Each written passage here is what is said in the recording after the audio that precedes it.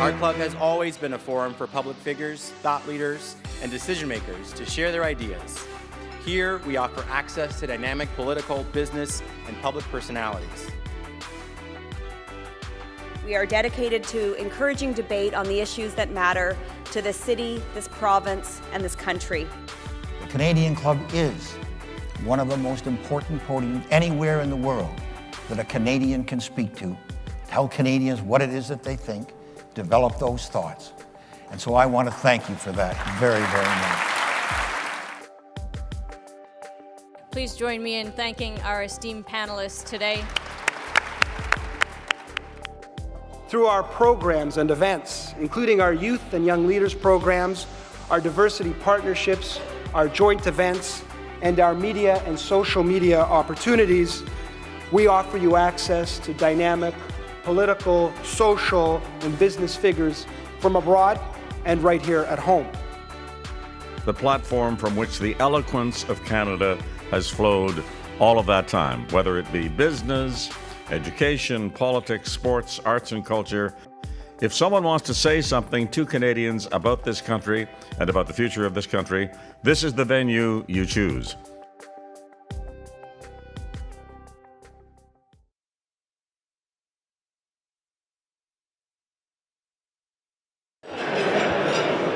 Good afternoon, members and guests. Good afternoon, members and guests. There's this really cool thing called the internet, and we are now live streamed. I was going to say around the world, but it's really across Canada. Well, it is around the world because Al has a team in Houston, right, Al? So there's probably some people down there, and Europe. So we're around the world.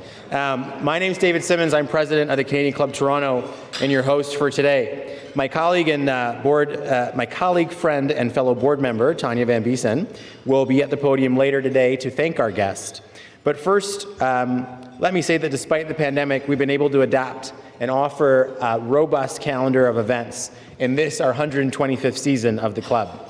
Today's special guest and the conversation facilitator represent our continuing desire to bring you engaging leaders on topics of interest and importance to Canadians. Our level of engagement with members and guests has increased significantly because of our online presence.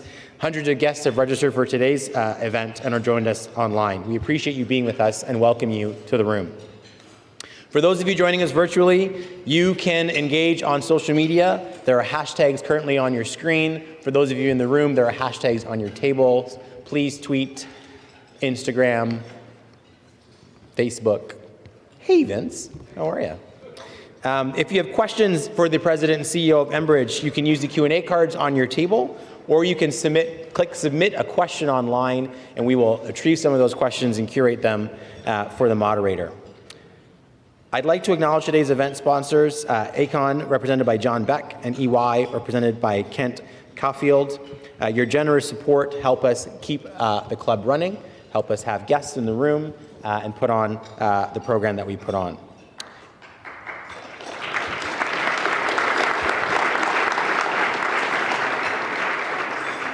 At this time, I'd like to invite Kent, who's been a good partner of ours over the entire season. He's the ESG market leader and Chief Sustainability Officer for EY, to introduce our speakers.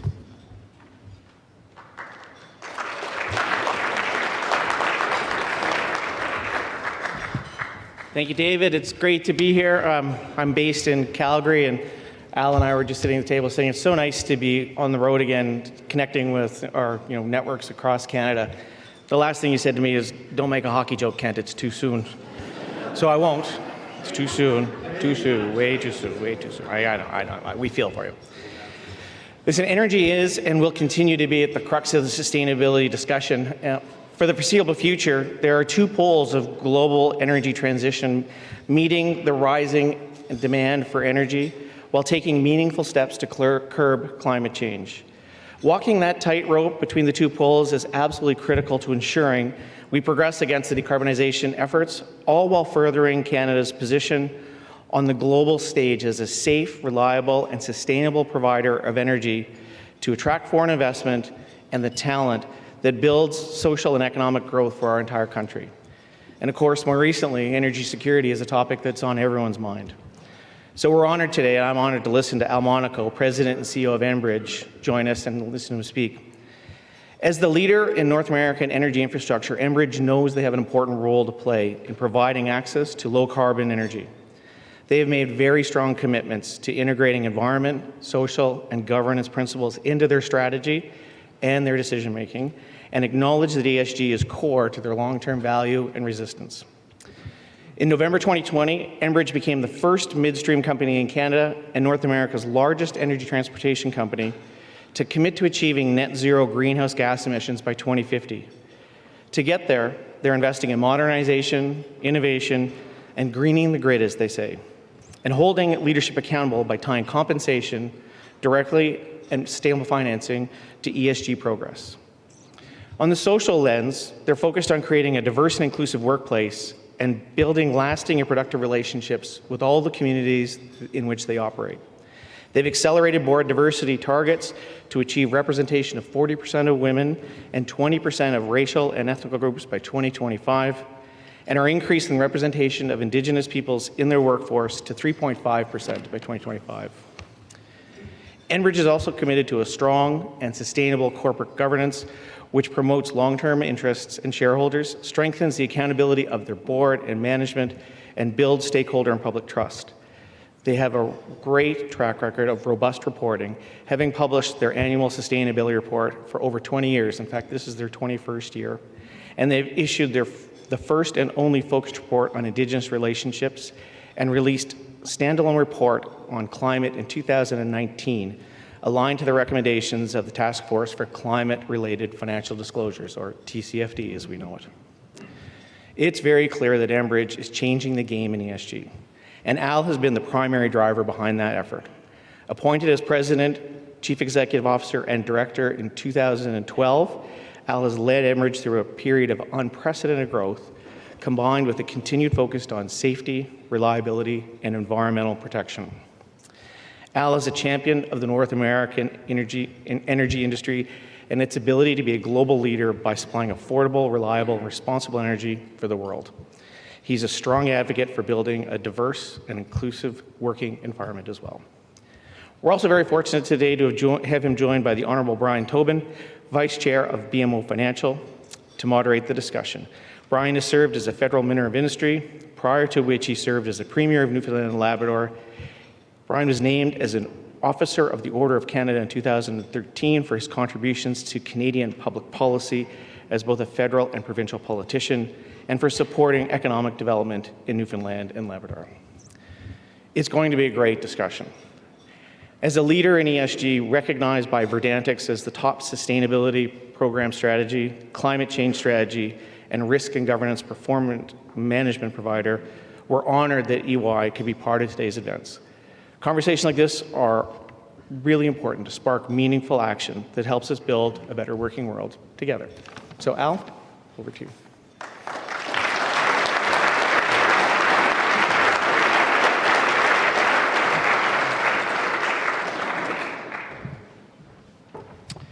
Thanks, Kent. I really hope after that I don't disappoint everybody with my remarks.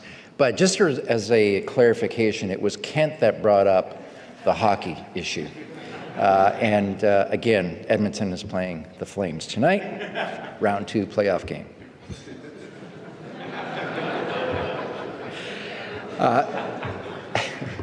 Perhaps not a great way to start. When this opportunity to be here came up a few months ago, I was pretty excited about it, and I still am today, but perhaps for a different reason. And we're in a different world today. So now this gives me a chance to talk about the critical issue of the day, and I'm going to get to that. For all of us, this return to normal has been thrown off the rails. We've got rocketing inflation, high energy prices, a looming recession, battered supply chains, and now a growing food supply crunch, and of course, an incomprehensible war in Ukraine. And this is not how we planned to come out and the return from the COVID crisis. So I'm going to talk about energy today, not because that's the business I'm in, but because it's even more important in this new world. Energy pervades everything we do. It drives our economies and competitiveness, and it's the essence of our social well-being. People that know me know that I'm not prone to be dramatic, but I will be emphatic about this one, which is we have just crossed a major inflection point in energy markets, and we are for sure in an energy crisis. Even if the war ends tomorrow, this is going to be a different energy market going forward. So before the discussion that we have with Brian here, I'm going to set a bit of context around a couple things, which is how we got to this inflection point, and equally important, the outsized role that Canada, and actually this is North America, can play in the future of global energy and the transition itself. So now, to anchor the themes that I just mentioned there, it might be useful just to provide a little bit of perspective on where we come from. So at Enbridge, we see ourselves as what we used to call a Canadian champion. And by the way, Brian Tobin is another Canadian champion. Thank you for being here today, Brian. So Canadian champion, but as was mentioned by Ken, we're the largest midstream infrastructure player in North America. More than half of our assets are actually south of the border. We've invested $100 billion in the last 10 years alone. So we know a little bit about how, or sometimes not, how to get things done in North America. Our mix is diversified asset-wise, and we serve the biggest markets. So 170 million people in the U.S. Northeast, Southeast, and the Pacific Northwest. We got 15 million people that we serve in Ontario and Quebec. And we move, by the way, 2/3 of Canada's oil exports across the border. But we started building our wind and solar business roughly 20 years ago. And we invested $8 billion. And now we're a leader, we believe, in terms of hydrogen, renewable natural gas, and soon to be carbon capture. We're putting $4 billion more dollars to work in renewables through 2025, including 3 mega-scale offshore wind projects in Europe, adding to our current 3. And we're now building the first floating offshore wind project off the south coast of France. We're the first in our sector, as we mentioned, to set interim targets on emissions, and we're actually down 27% on intensity and 20% absolute emissions since 2018, and we are the recognized ESG leader in the space. All of this hopefully gives you some insight, and us a lot of insight, into what the global energy fundamentals are actually looking like. And hopefully, again, it gives you some sense of how we're approaching the energy markets today. And in essence, it's about providing energy to the needs of what people look for every day in their lives, but building at the same time a bridge to what the future of energy is going to look like. So with that backdrop, a bit of history here. For much of time, the world has been obsessed with finding enough energy. And that's to, of course, improve our standard of living and fuel industrial growth. Energy was really scarce back long ago, and we weren't honestly very fussy about where it came from or how it got there. As long as it delivered heat, we could fill up our cars and planes and make the products that we use every day. New technology in the energy space changed all of that, and I think everybody's familiar with the shale revolution, and it really unleashed massive, massive unconventional reserves.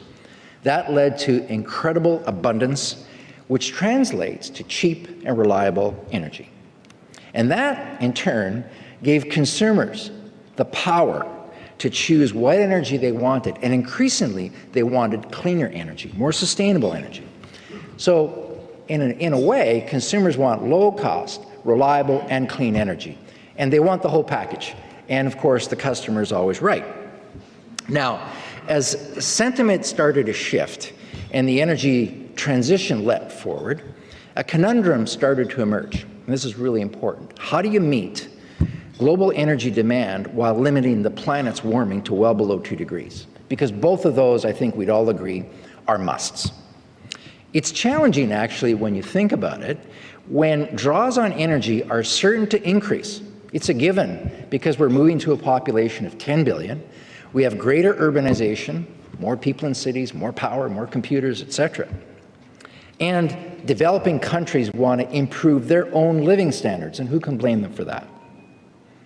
Pre-Ukraine, reconciling these realities was the major goal, and we moved in the right direction. Governments implemented energy efficiency policies. We're pricing carbon directly or through regulation. That's the other way to price carbon. Carbon markets are developing slowly, but they're getting there. And capital is flowing to low carbon sectors. And companies are setting net zero targets. The biggest change that I've noticed is the industry really doesn't need to be convinced anymore that we need to lower emissions. In fact, if you just look at Alberta, the industry there has reduced their footprint by roughly 36% versus 2000. So all that to say that I think everybody gets it now. As the recovery started, the energy demand supply gap, this is sort of end of last year, beginning of this year, started to widen. Not enough supply, more demand. And of course, what happens? Prices go up. Now, normally, supply responds to those kinds of signals, price signals, but that didn't happen this time. We can talk about why later. But essentially, severe underinvestment in both conventional and low carbon energy is the main culprit. And what happens then? Exacerbated inflation caused pain at the pump and increased home, fuel, and electricity prices. Now, the moment that Russia invaded Ukraine, we reached what we're calling the inflection point. That single event dramatically brought energy security back into the spotlight where it hadn't been for decades, and now it's right alongside affordability, reliability, and climate. Now, this inflection point, and this is perhaps the main takeaway here today, means that energy markets will now need to reflect what I call a national security risk premium in two ways. First, putting the economic growth drivers aside, we're going to need more energy than we thought pre-Ukraine. And I think of that as sort of the energy security supply buffer that we're going to need from now on to manage that national security risk. Second, we're going to need to see greater diversification of sources of supply to more reliable providers, and we know why that is. So we will need to manage the security risk issue with an energy supply buffer and greater diversification. That really is the bottom line. The impact of this inflection point is going to be very broad, and it's going to be global, regardless of what happens in the war, even if it ends tomorrow. This will not go away anytime soon. So right about now, you probably expect me to say, well, of course, Al, we need more oil and gas, right? That's why you're here. That's partially true. But the reality is we need both conventional and low carbon supply to increase, and we need it to happen a lot faster than pre-Ukraine. At the same time, though, our climate goals are, of course, not negotiable. In my view, any way you look at this, and this is part of the answer, natural gas is an incredibly important part of the worsening conundrum that I alluded to earlier. Even before the war, and not many people gather this, Europe amended its clean energy definition to include natural gas. Nobody had thought about that prior to this. The fact is that natural gas is the key, and I look at it as the key enabler to renewables. Why is that? Because it's highly effective in managing the load variability that's inherent in wind and solar. So that's the story with natural gas, and if you think about it, the U.S. has expedited its LNG exports right away, and volumes are now expected to be probably 3 times higher than they are today 20 years from now. On low carbon, $25 trillion will need to be invested, with renewables comprising the lion's share of that, of course, but it's going to need RNG, we're going to need hydrogen, we're going to need carbon capture and conservation. All of those have to happen. So point being is today we are woefully underinvested in both conventional and low carbon energy. So Let me just expand one moment. If we're going to meet the Paris goals and ensure energy security and reliability, we simply have to embrace all forms of energy. The key is to leverage the existing infrastructure that we already have. Let me just give you a couple of examples because I think that best explains it. So down the road, well, a little bit further than just down the road, in Markham, we're piloting a first-of-its-kind green hydrogen facility out there in Markham. There, we're going to produce hydrogen from renewables and blend it into our natural gas system. So we're able to actually heat homes and power industry with hydrogen, clean energy. Now, as a company that moves 20% of all the gas consumed in North America and about 10% of the gas that goes offshore through exports, just imagine blending even 10% hydrogen and what that could do in terms of lowering emissions. At our Ingleside export terminal in the Gulf Coast, this is at Corpus Christi, we're adding on-site solar to power our facility there. And we will actually be net negative emissions. And the exciting part to this, which we're just developing now, is a hydrogen and ammonia project that will export clean energy. We're working on multiple renewable natural gas projects. Essentially, those capture methane from landfills as just one example, displacing conventional gas. We're building solar farms at our pumps and compressors along our pipeline right-of-way, so powering our business with renewable energy. We're developing another exciting part of the business. We're developing a carbon capture hub in Alberta that should eliminate 4 megatons annually of CO2 from cement and power industries. And again, the best part about that is we'll be investing alongside 5 Indigenous groups. So imagine co-ownership of important critical infrastructure. Now, this inflection point also means another thing, that North America will play a much bigger role in global energy markets, and here's why I say that.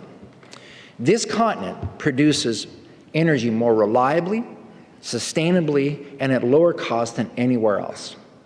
As Canada and US systems are highly integrated, there's pipes and transmission lines that cross the border in both directions. The system's highly integrated.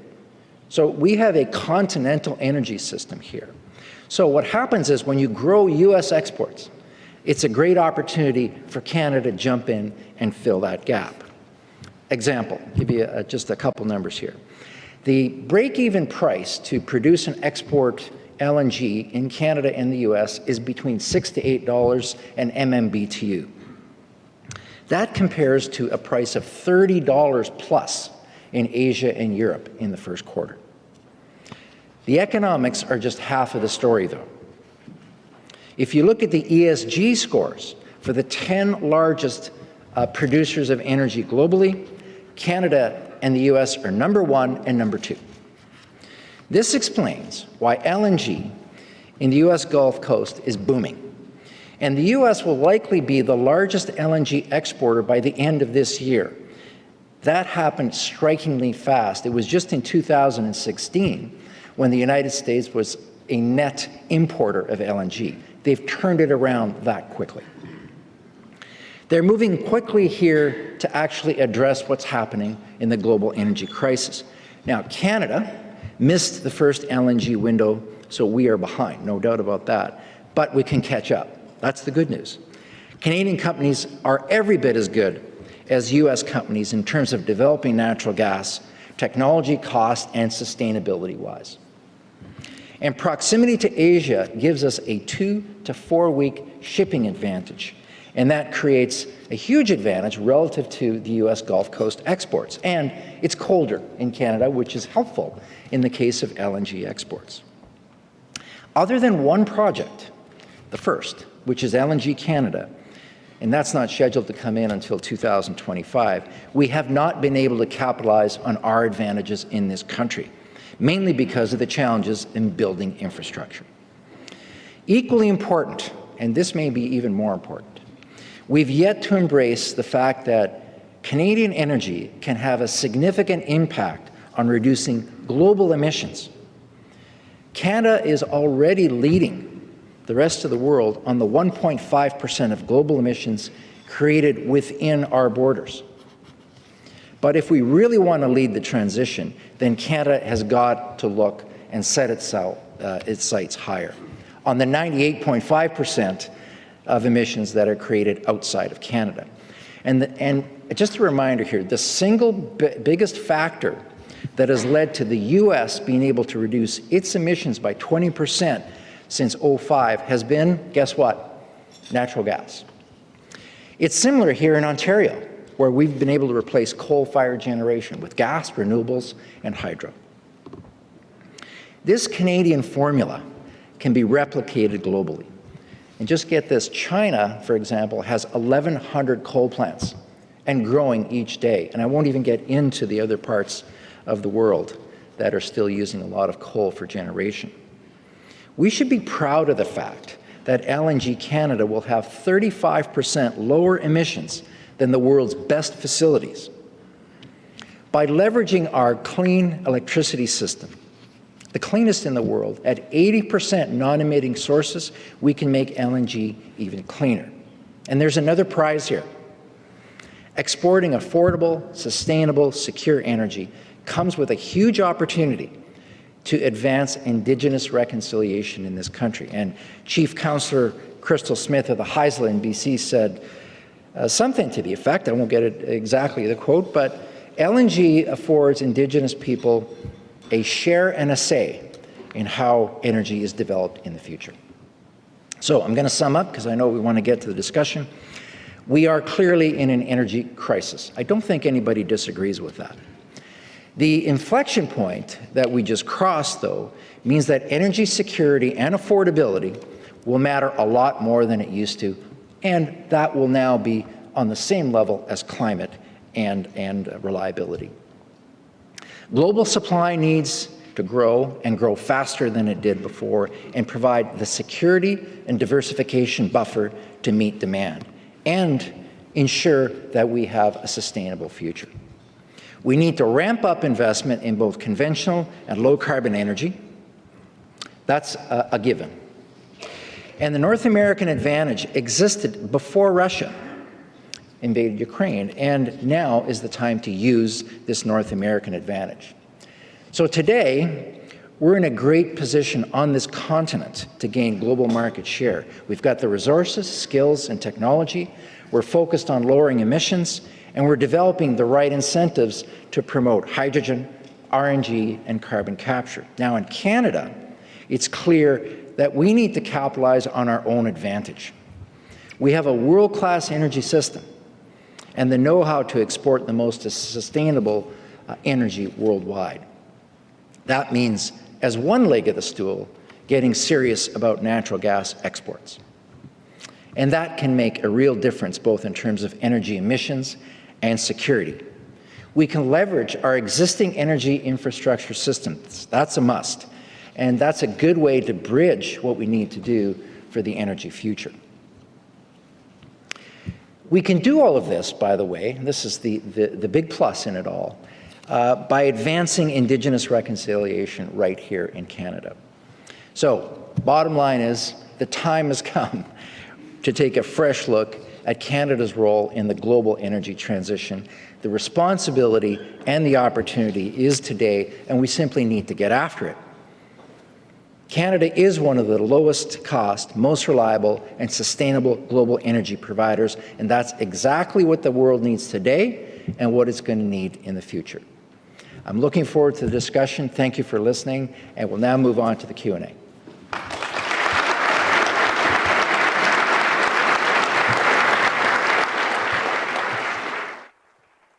you want some water? I'm good. Yep. Thank you. There you go. You can come up for All right. Thanks, Kent. Thank you very much. Thanks for being here. Al, delighted to be here, and thank you for your kind words. Look, as you know, I used to be a politician way back a long time ago. I remember that. 20 years ago, actually. But now I'm a banker, so I just cut right to the chase. And by the way, I'm a shareholder. Great. So, Stay that way. You know, 10 years, exceptional leadership by any measure, by you and by your team. And I'm just noting 16 years of achieving guidance, without a break, 27 years of consecutive dividend growth, leading your sector in total shareholder return, 40-plus diversified sources of cash flow. We bankers really love that. That's really good. 95% of customers are investment grade, and 98% are cost of service contracted. I mean, that's a pretty rock solid foundation for a company that really is the leader in North America in your space. Congratulations. I appreciate you saying that. And you to know, your team. you did acknowledge the team, and the team is over here actually today, and you know, they had to show up. Well, it is pay for performance, right? Anyway, they've done an amazing job, and thank you for acknowledging them. Look, I found your remarks really interesting and quite, on the one hand, inspirational, on the other hand, perhaps a little provocative, because I remember when I was Premier of Newfoundland in '96, I came in, there had been years of negotiation on Hibernia. The deal hadn't been done.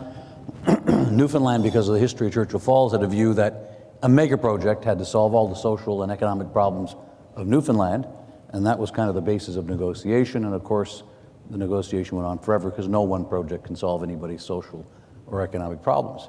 And I said to our team, Al, within 6 months, we need to put a generic regime in place. No more one-off negotiations on a single project.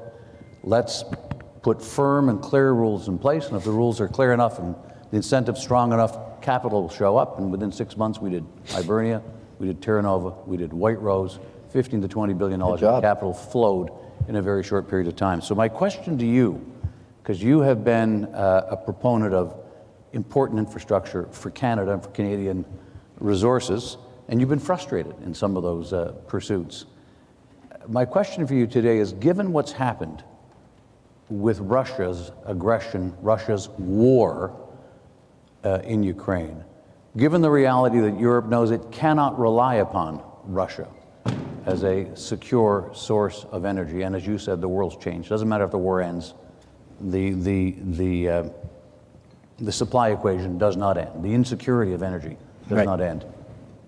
Should we in Canada be re-looking at the posture we've taken to this point in time, not about carbon reduction, but about the regulatory framework that currently is in place, and does it allow us to participate in, as you talked about, Canada's contribution to global energy security of supply, given our current regulatory framework? Big question, but there's a lot in that. Nobody's better able to answer this question than you. You know, I have to say, you mentioned one critical point there, the ability to attract capital.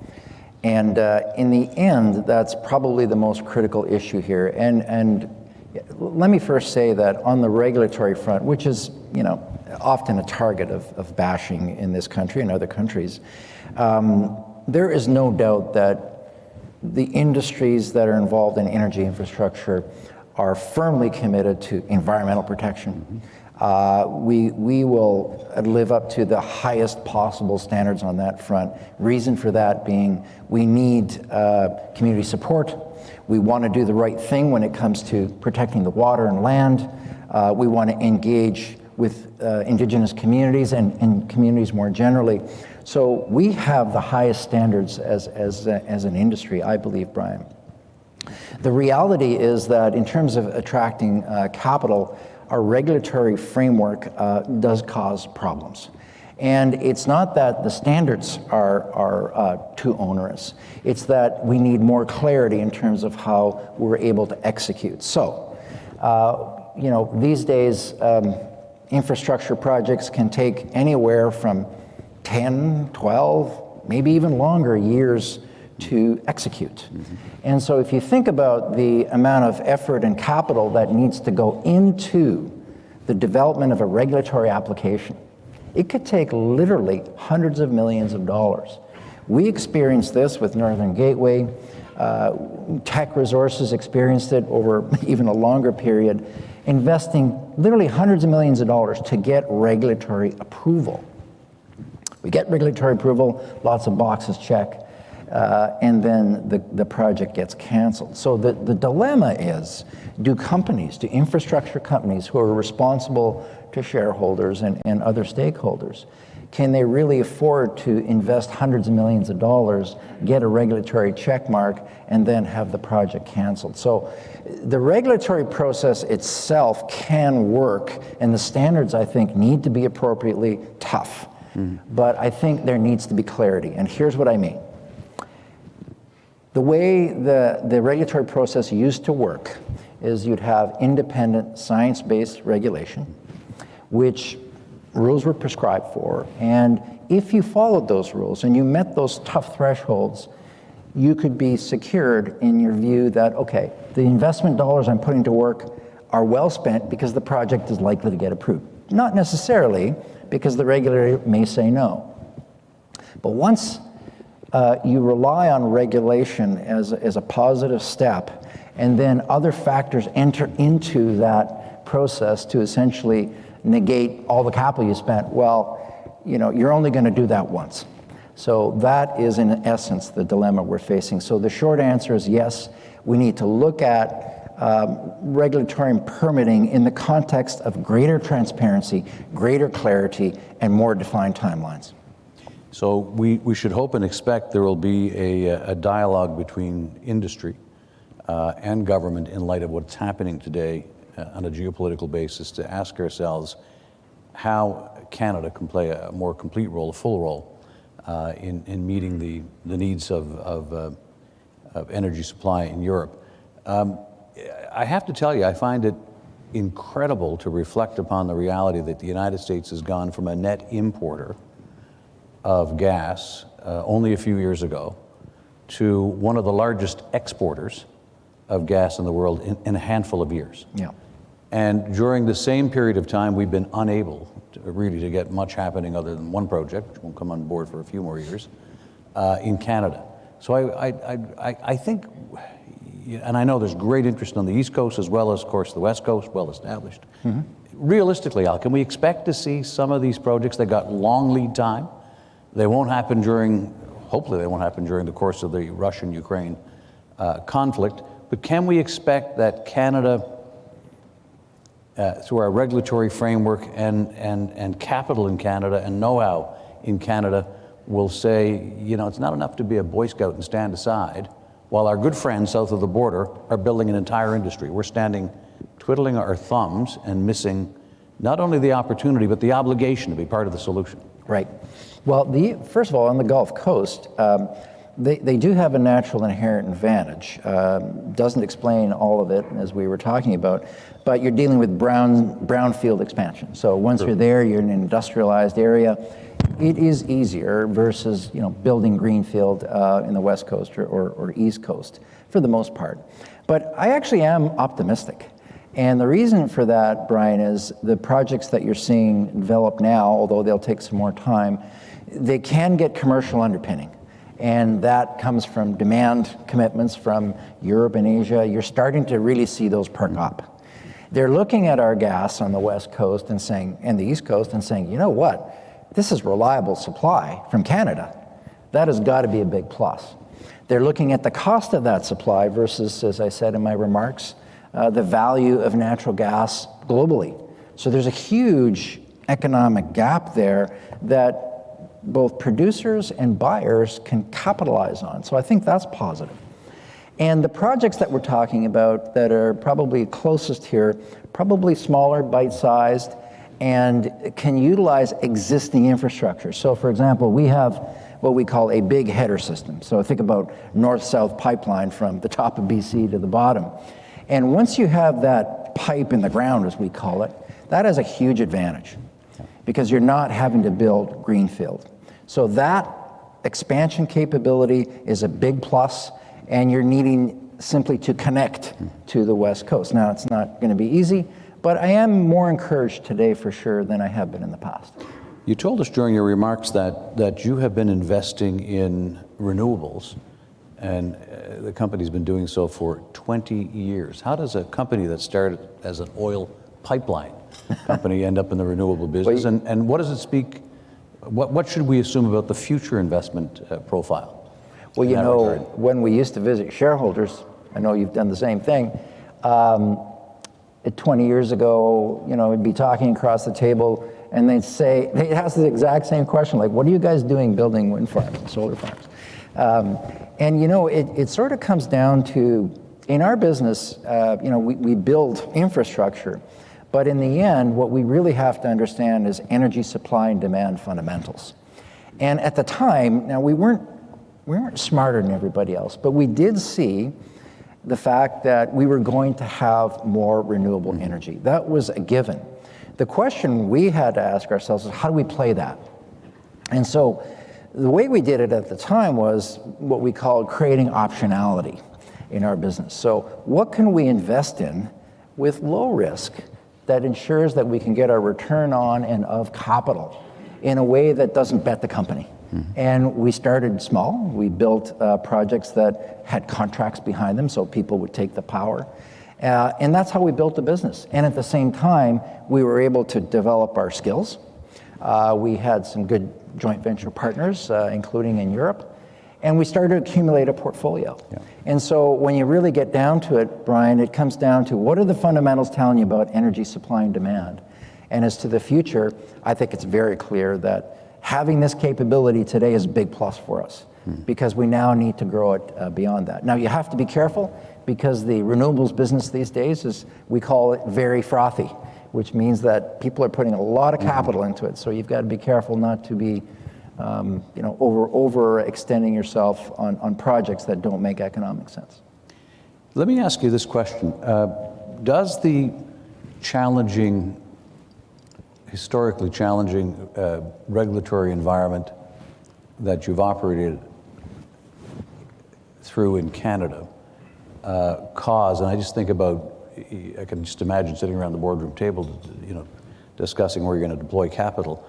To what extent should we in Canada have a concern, given the rapid buildup, for example, in the LNG side in the Gulf, that we're going to see more and more of the capital that you can deploy, you're now in Europe with wind farms, more and more of that going south of the border because you're able to deploy it there, as opposed to here? That's a reality, Brian. I think that's already happening.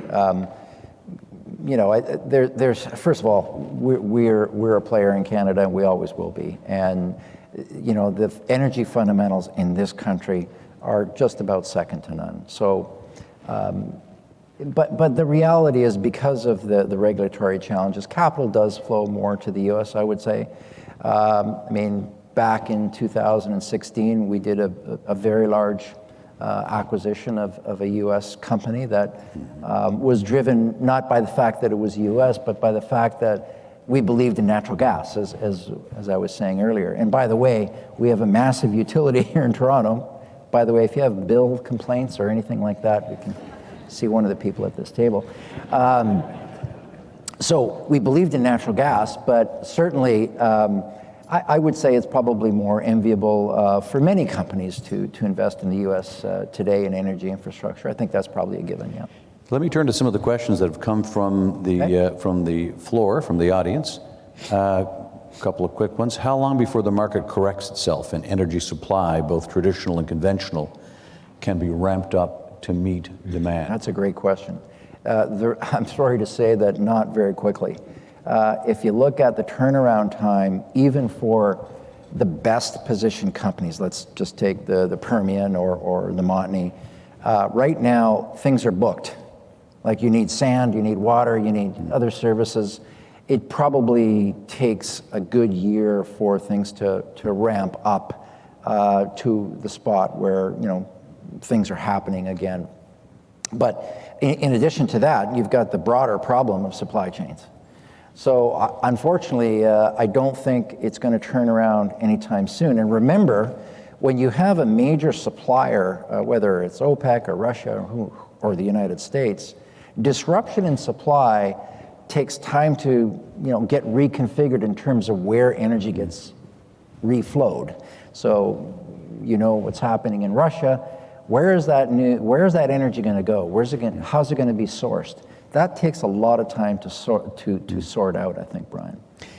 Question: building of pipelines are a hot political issue in the U.S. What are the implications for the reliable, integrated North American energy system? This is the one thing that I really wish that we could have more collaboration on between the two countries. If we start looking at ourselves as a North American supply source, recognizing this integration that's embedded in the question there, boy, we could be a very powerful trading bloc for energy. And I think in most cases, unfortunately, we're still trying to figure out how to, we've got Line 5 issue, we've got all kinds of other discrepancies between two countries. Generally, we're very good partners. Obviously, we've been friends for a very long time, but certainly more coordinated policy integration around energy in order to feed the rest of the world, I think would be a good idea. Now, I got to tell you, the U.S. Consul General told me earlier when I mentioned Line 5, she said, what? Unmentionable. Well, that's good. I guess. It's all resolved, right? No problem. Question, what can government do to help the energy industry meet Canada's climate change commitments? What can government do to help the energy industry meet Canada's climate change commitments? That sort of goes with, hi, I'm from Ottawa, I'm your friend, the check's in the mail. Go ahead. The industry, just to reiterate what I said up there, the industry is focused on this. The one thing I think that government can do, as usual, is provide the right policy framework and especially incentivization around new energy technologies. I think that can be a good role for government. And then the capital will flow. Industry will put capital to work. So I think that's probably the main thing. And remember, in terms of carbon capture, let's give the government credit. They just implemented through the budget a carbon capture and incentive tax credit. That's going to be very helpful in moving things along and giving industry some surety. And then I said, I think the capital will flow. In addition to that, more clarity on ability to permit and get through regulatory process. Two more quick questions, and of course the budget contains some capital to allow Indigenous communities to participate, as you are doing already in Alberta. So the last two questions, what keeps you optimistic about the future given the state of the world? And you've got 40 seconds to answer that. Okay, best resources, lowest cost, focused on emissions. We have the whole package here. There's no doubt about that. We've got the know-how and skills. We're every bit as good as anybody in the world in this country when it comes to developing energy sustainably and at the lowest cost. Last question, and this one, if you can answer this, you'll impress the entire room. But before I ask you this question, I got to tell you that I was once giving a speech in Calgary in the middle of Edmonton being in the finals. And I assumed the audience in Calgary would be really happy to hear what was happening in the game. So in the middle of my speech, someone passed me a note saying that Edmonton had just gone ahead, and I thought, this will get a lot of applause. I said, by the way, I'm just going to pause my speech to tell you, Edmonton, I was in Calgary, Edmonton's leading by a goal. 400 people booed me. So with that warning, here's the last question that came from the floor. Okay. Who's going to win, Flames or Oilers? Oh boy. I just as a reminder, I'll make this short. We have a very large office in Edmonton. A lot of employees. It's going to be a tough series. I'll give the edge. I'm not a politician, so I will say that you're showing flashes of it. I got to tell you, the Flames should edge it out. Oh, there it is. You got a prediction. Okay, thanks, Brian. Appreciate it. Thank you. Good job. Okay.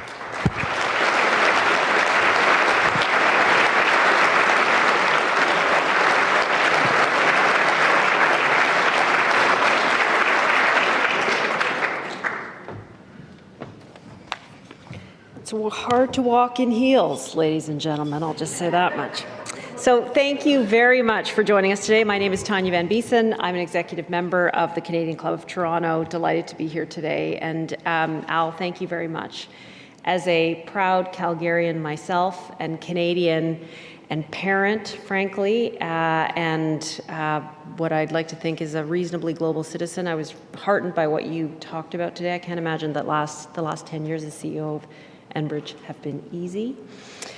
I was reflecting on your remarks, thinking if only you could do a speaking tour to elementary and high school students around this country to give them some hope that actually our energy industry in this country is so vital to Canadians, to our economy, but also the work that you're doing with the know-how that you have in your company to bring us to a renewable, sustainable future is so critical. And I think that that story is not told well enough across this country. It's not well enough understood, particularly by young people. So if we can put you on a high school tour, we might just do that.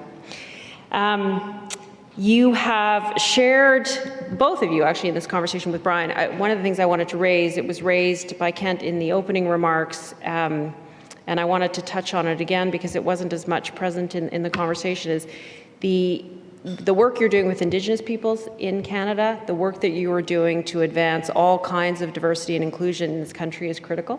And so I want to salute you for that, and you know you have a special place in my heart for that, so I want to thank you for that, because I think that's part of the S of ESG. Obviously you are carrying the torch on the E, but that's part of the S, so that's critical too. And I think that's the other message to the world, is that our energy industry is not only clean and affordable and sustainable, but it's sustainable from a human perspective, which is critical when you look at other countries that are in this game.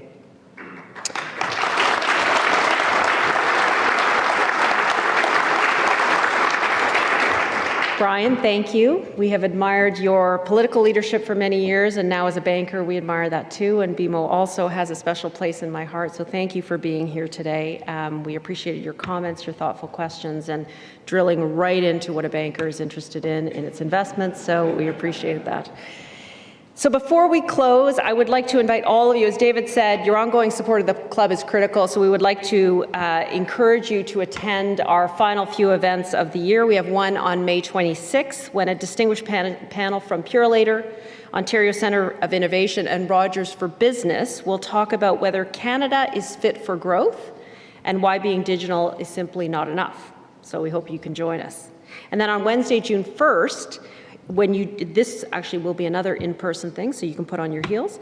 National Inuit leader Natan Obed for a conversation on creating prosperity, improving well-being, and building a Canada in which all Inuit can thrive. So again, with the club's gratitude, I would like to thank our sponsors, Aecon and EY. And I would also like to conclude by thanking our AV supplier, Van Valkenburg Communications, and LiveMeeting.ca for making it possible for all of us, whether you are here in person or virtually, to be here today. So members and guests, thank you for being here, and take care, and of course, stay safe. Thank you.